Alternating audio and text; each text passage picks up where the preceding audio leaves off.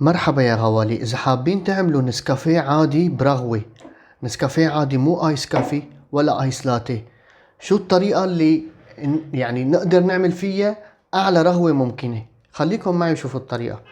مثل ما يكون شايفين حاطين ظرف واحد نحن نسكافيه، ورح نضيف المي حسب الاختيار. في ناس بتحبها خفيفة، في ناس بتحبها ثقيلة.